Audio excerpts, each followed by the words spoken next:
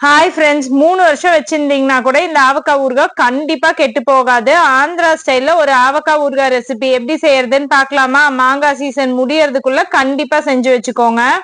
2 kilo மாங்காவை நல்லா கழுவிட்டு தொடச்சு கட் பண்ணி எடுத்துக்கலாம். அது கூட 50 கிராம் வெந்தய பொடி, 75 கிராம் கழுகு பொடி, 200 கிராம் தனி மிளகாய் தூள், 150 கிராம் சால்ட், 1 டேபிள் ஸ்பூன் பெருங்காயம், 1 லிட்டர் நல்லெண்ணெய் எல்லாத்தையும் சேர்த்துட்டு நல்லா கலந்து வச்சிடலாம்.